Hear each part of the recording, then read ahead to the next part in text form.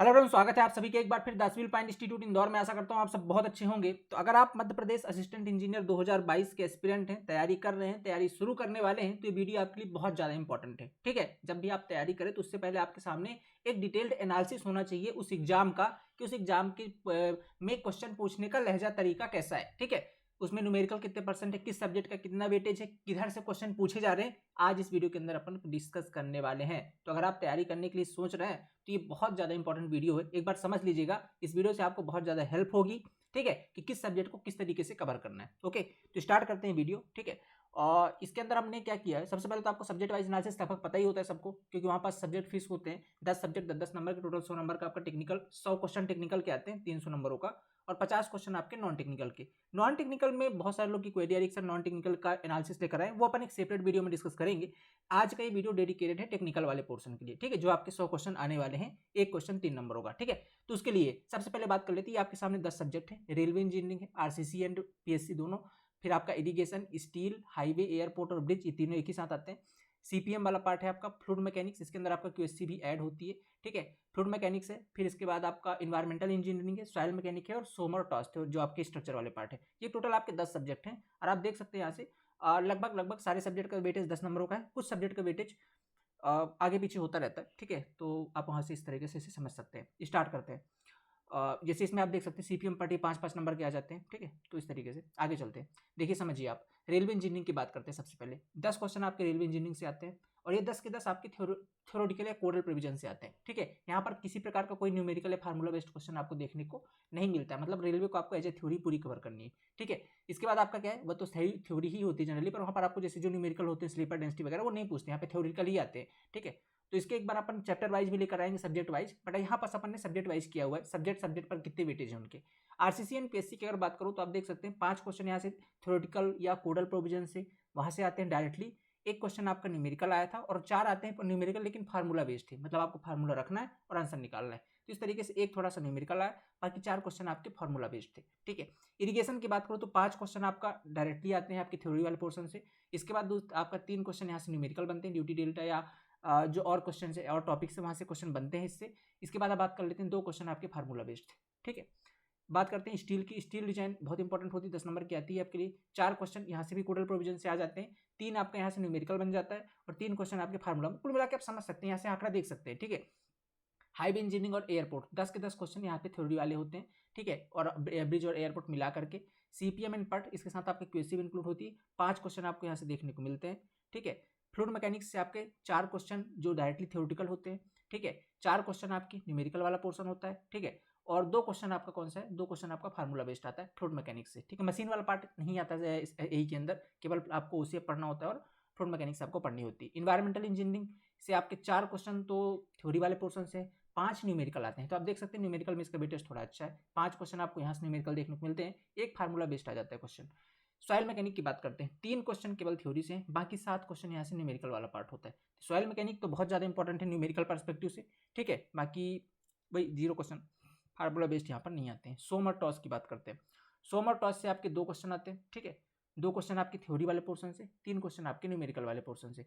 ठीक है, और 5 क्वेश्चन आपके डायरेक्टली आते हैं, ये आपके फार्मूला बेस्ड होते हैं। ठीक है, 5 क्वेश्चन आपके फार्मूला बेस्ड क्वेश्चन होते हैं। तो आप अगर इसको टोटल ऐड करते हैं तो आपका ये क्वेश्चन हो, ये टोटल आपकी अगर थ्योरेटिकल की बात करूँ 100 में से तो 52 क्वेश्चन हो जाते हैं। ठीक है, 31 क्वेश्चन जो है ये आपके न्यूमेरिकल वाले हैं, और 17 क्वेश्चन आपके कौन से फार्मूला बेस्ड है। ठीक है, तो ये इसका एक पार्ट हो गया। इस तरीके से आप समझ सकते हैं कि अगर आप मान लीजिए टारगेट कर ही रहे हैं एमपीपीएससी के लिए, किस तरीके से आपको चल रहा है। न्यूमेरिकल का टोटल 100 में से लगभग 30% का वेटेज न्यूमेरिकल रहता है, बाकी का जो वेटेज आपका 80 नंबर 70% का है, वो 70% आपका किस तरीके का है, वो 70% आपका कैसा है, फार्मूला बेस्ड है या कि थ्योरेटिकल पोर्शन है। तो इन क्वेश्चंस को अटेम्प्ट करने के लिए आपके थ्योरेटिकल पोर्शन बहुत तगड़े स्ट्रॉन्ग होने चाहिए। ठीक है, साथ में जब तभी ये अगर ये स्ट्रॉन्ग है तो आप ये न्यूमेरिकल वाला पोर्शन अटेम्प्ट कर पाएंगे। ठीक है, तो 30% क्वेश्चन आपके न्यूमेरिकल आते हैं एमपीपीएससी के अंदर, और बाकी के लगभग 70% क्वेश्चन।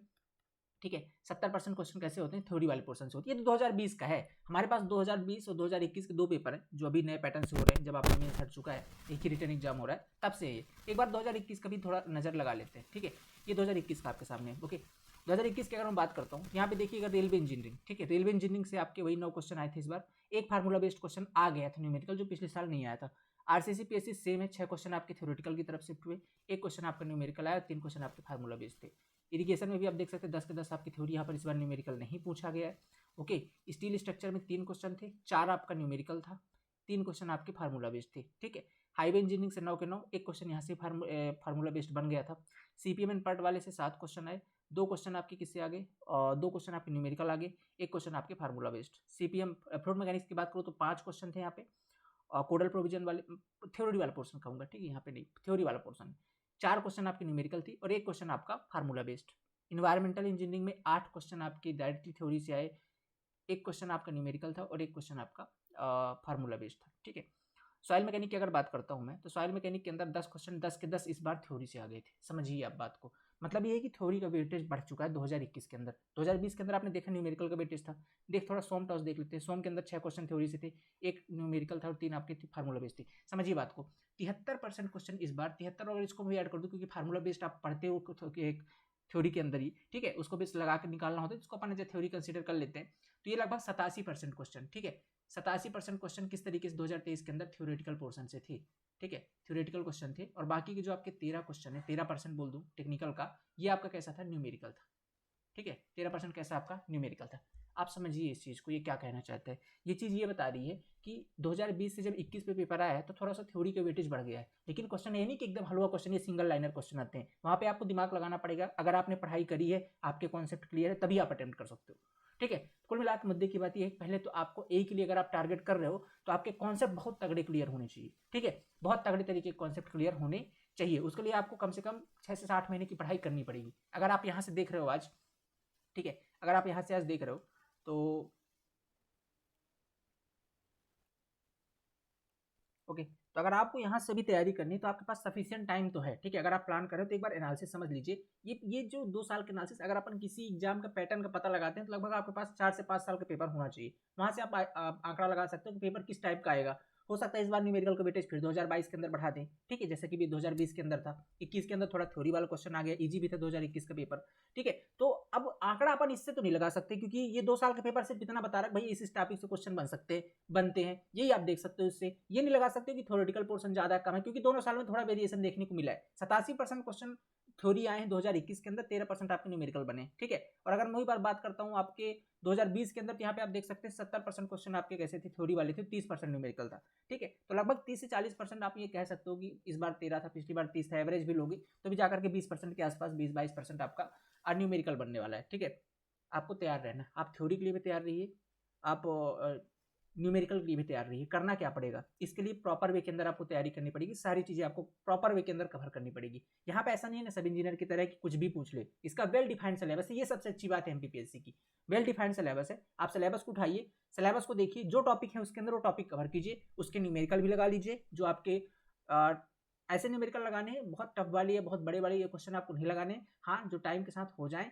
या जो आपकी सिंपल कैलकुलेटर से सॉल्व हो जा रहे हो, क्योंकि यहाँ पे सिंपल वाला कैलकुलेटर अलाउ होता है, जो आपके सिंपल कैलकुलेटर से सॉल्व हो जाए वो वाले से करिए। और जब भी आप सॉल्व कर रहे हो अपने पास एक सिंपल कैलकुलेटर रखिए भी। सिंपल मतलब समझते हो कौन सा कैलकुलेटर होता है? सिंपल का मतलब होता है जो आप अपने चाचा के आसपास की किराने की दुकान पे देखते हैं ना, वो वाली कैलकुलेटर आपको रखना है अपने पास। ठीक है, वही वाला कैलकुलेटर एमपीपीएससी में अलाउ भी होता है। ठीक है, वही वाला कैलकुलेटर आपका अलाउ होता है, तो वही वाला कैलकुलेटर आप रख लीजिए जब आप न्यूमेरिकल सॉल्व कर रहे हो। कैल्सी मत यूज करिएगा क्योंकि कैल्सी अलाउ नहीं होगी वहाँ पर। ठीक है, तो आप वो वाला कैलकुलेटर रख लीजिए। अगर तैयारी कर रहे हो, एग्जाम देना है, तो वो कैलकुलेटर अभी परचेज कर लीजिए, सस्ता आता है, और उससे अपनी प्रैक्टिस शुरू कर दीजिए। ठीक है, तो आपको सारा पहले इंटायर सिलेबस कवर करना है और इसके बाद आपको इसकी तैयारी के लिए जाना है। ये इसका एनालिसिस है। अब इसके अंदर हम थोड़ा सा, क्योंकि सब्जेक्ट बहुत बड़े बड़े हैं, ठीक है, और इनके अंदर सिलेबस बहुत डिटेल्ड है, थोड़ा सा सब्जेक्ट वाइज भी एनालिसिस लेकर के आएंगे, ताकि जब आप पूरा पढ़ ले तो आप उस चीज पर ज्यादा फोकस कर पाए जो एक्चुअल में इंपॉर्टेंट है। ठीक है, जहां से एक्चुअल में क्वेश्चन बनते हैं, तो उसके पर एक सेपरेट वीडियो लाएंगे, इसके बाद सीरीज आएंगे हमारी। ठीक है, बट यहाँ से एक आंकड़ा तो लग रहा है कि 2 साल के पेपर से आप देख के ये बता सकते हो कि सर यहाँ पे ना कोई पैटर्न अभी फिक्स नहीं, क्योंकि थ्योरी पिछले साल 70% थी, अगले साल थ्योरी आ गई 80%, ये 87% आ गई। ठीक है, 10% न्यूमेरिकल रह गया। हो सकता है इस बार न्यूमेरिकल बढ़ जाए, ये थ्योरी बढ़ जाए, कुल मिला के सब कुछ पढ़ना है, छोड़ना नहीं है, क्वेश्चन भी करने हैं। ठीक है, एटलीस्ट ईएससी के सारे क्वेश्चन तो आपको करने ही करने हैं, और ए के जो क्वेश्चन है वो भी करने हैं आपको। ठीक है, ईएससी पर ज्यादा फोकस करिए, इसके 2-3 बार कर लीजिए, 4 बार कर लीजिए, वो ज्यादा बेहतर होगा। ठीक है, कुछ क्वेश्चन आप गेट के लगा सकते हो, बट वहाँ पे न्यूमेरिकल वाला देख के लगाइए, क्योंकि ज्यादातर थोड़ा थ्योरी की तरफ शिफ्ट हो रहा है पेपर 20 से 21 की तरफ। तो ईएससी पे ज़्यादा आप भी ध्यान लगाइए, ईएससी पे ज़्यादा क्वेश्चन करिए, ज़्यादा से ज़्यादा लगाइए। ठीक है, पर उससे पहले ये क्वेश्चन तभी समझ आएंगे जब आप बहुत अच्छे तरीके से तैयारी किए होंगे। ठीक है, एक पीडीएफ और है हमारे पास, वेटेज वाइज आप देख सकते हो। ठीक है, एवरेज वेटेज की बात करें दोनों साल का अगर निकाल लेते हैं तो लगभग 60% का वेटेज आपका थ्योरी का आता है, 22% आपका न्यूमेरिकल का और 15% आपका फार्मूला बेस्ड क्वेश्चन बनते हैं। ये एक एवरेज वेटेज है। इससे अपन ये भी नहीं बता सकते कि अगले साल का पैटर्न क्या ऐसा ही रहेगा। हो सकता है अगले साल 90% थ्योरी आ जाए या 60% थ्योरी आ जाए, ये डिपेंड करता है अगले साल के पेपर पर, मतलब 2022 के पेपर पर। इससे 2 साल के पेपरों से कोई पैटर्न पता नहीं चलता एग्जाम का, ठीक है। बट जस्ट एनालिसिस के लिए स्टूडेंट की डिमांड आ रही तो अपन ने दिखा दिया, ठीक है। तो इसको आप एक बार समझ लीजिए इन चीज़ों को, किस तरीके से आपको सारा कुछ ही कवर करना है जो सिलेबस के अंदर है, ठीक है। कुछ भी आ सकता है, पैटर्न कैसा भी हो सकता है, ठीक है, टफ भी हो सकता है, ईजी भी हो सकता है, डिपेंड आपको करता है। आप बहुत अच्छे तरीके से इसकी तैयारी करो। तैयारी कैसे करनी है? तैयारी करने के लिए हमारा एक डेडिकेटेड बैच अभी चल रहा है, नाम है बैच का न्यू फाउंडेशन बैच, ठीक है। आप देख सकते हैं, एक बार डेमो वगैरह देख सकते हैं। अगर आप तैयारी करने का प्लान कर रहे हैं, बहुत अच्छा समय है अभी, क्योंकि आपके पास 7 से 8 महीने का टाइम बचा हुआ है। और अगर 4 से 5 घंटे प्रॉपर वे के अंदर तैयारी करते हैं, नोट्स बनाते हैं, वीडियोस देखते हैं, इसके बाद अपने क्वेश्चन प्रैक्टिस करते हैं, तो बहुत ईजिली आपके एग्जाम निकल जाएंगे, ठीक है। 7 से 8 महीने सफिशिएंट टाइम है, ओके। और जो लोग ये डिमोटिवेटेड सर अभी तो वैकेंसी बहुत कम, वैकेंसी बढ़ेगी यार, वो डेफिनेटली बढ़ेगी। लास्ट मार्च या फर्स्ट वीक ऑफ अप्रैल, हो सकता है लास्ट अप्रैल तक, मतलब अप्रैल के अंदर अंदर वैकेंसी आपकी बढ़ जाएगी, 200-250 पोस्ट हो जाएंगे के अंदर, ठीक है। उससे परेशान मत होइए, जब बढ़ जाएंगे 2-3 महीने तब तक टाइम वेस्ट हो जाएगा, ठीक है। और बहुत सारे लोग जिनको एक्चुअल में एग्जाम निकालना है, उनके सिलेबस भी हो चुके हैं, आधे निकल चुके होंगे, ठीक है। और बाकी जो 1-2 साल कर रहे हो तो प्रैक्टिस पे आ गए। बहुत सारे लोग की क्वेरी आती है, सर टेस्ट सीरीज दे दीजिए हमें, मतलब समझ रहे हो ना, उन्होंने पहले ही सब कुछ पढ़ रखा है, वो बस अब साल भर बैठ के टेस्ट सीरीज लगाएंगे, प्रैक्टिस करेंगे और रिवीजन करेंगे। कैसे उनसे डिफीट करोगे अगर अभी से तैयारी शुरू नहीं करोगे तो, ठीक है। उनसे कैसे आप कंप्लीट कर पाओगे? तो लग जाइए अभी, ठीक है। अभी मौका है, अब 7 से 8 महीने का टाइम बचा है, क्योंकि जैसी वैकेंसी बढ़ेगी सबके सब पेपर तो देने वाले हैं, फॉर्म सबने भरा होगा, ठीक है। तो फॉर्म भरा है तो अभी से 4-5 घंटे कंसिस्टेंसी के साथ अगर मेहनत करेंगे तो एग्जाम आसानी से निकलेगा। ये शेड्यूल है क्लासेस का, ठीक है। अगर आप चाहें तो इसके अंदर ज्वाइन होकर के आपको प्रॉपर वे के अंदर डेडिकेटेड बैच है एमपीपीएससी का, इसके अलावा और किसी पर फोकस नहीं, केवल और केवल एमपीपीएससी पर तगड़ा बैच है। वहाँ पर आपको अच्छा कंपटीशन भी देखने को मिलेगा। जो स्टूडेंट हैं, चैट ग्रुप ओपन है, वहाँ पर आप जाकर के बात करेंगे, जो लोग पढ़ रहे हैं, अलग लेवल का मोटिवेशन होगा आपका। और आपकी डेली जो हमारे पास यहाँ मॉनिटरिंग होती है कि आपने आज क्या पढ़ा, क्या नहीं पढ़ा, लोग क्या पढ़ रहे हैं, किस तरीके से आपको आगे चलना है, तो उससे आपको बहुत हेल्प होगी और आप जुड़े रहेंगे एकदम कंपटीशन के साथ। तो ये बहुत हेल्प होगी यहाँ पास। और कंटेंट में तो कोई मतलब बता रहे हैं ना, इसका कोई आपका दूसरा ऑप्शन है नहीं, इतना शानदार कंटेंट है, ठीक है। तो ये सारे सब्जेक्ट हैं। अभी स्ट्रेंथ ऑफ मटेरियल और सॉइल मैकेनिक आपकी रनिंग पर है, थोड़ी भी बहुत जल्दी स्टार्ट हो रही है इस बैच के अंदर। ये 2 सब्जेक्ट आपके रनिंग है, 2.5 घंटे की इनकी क्लासेस आती हैं डेली। साथ में आपका एमपीजीके वाला पार्ट भी स्टार्ट हो रहा है बहुत जल्द, जो आपका नॉन टेक्निकल पार्ट है। इस तरीके से आप 1 घंटे उसको भी 5 घंटे के लगभग क्लासेस हैं पर डे। और ये आपका जो सिलेबस है अगस्त में फिनिश हो जाएगा, अक्टूबर में एग्जाम है, 2 महीने का टाइम मिलेगा टेस्ट सीरीज और प्रैक्टिस के लिए और अपने शॉर्ट नोट्स रिवीजन के लिए। ये बेस्ट टाइम है, आप अभी ज्वाइन करके अपनी तैयारी स्टार्ट कर सकते हो। न्यू फाउंडेशन बैच कहाँ पर मिलेगा आपको? आपको जाना है द सिविल पॉइंट ऐप के अंदर, ठीक है। ये कोर्स के कुछ फीचर हैं, सारे सब्जेक्ट की video lecture basic to advance. इसके बाद यकीन मानिए आप दोबारा आपको सिविल इंजीनियरिंग पढ़नी नहीं पड़ेगी, ठीक है।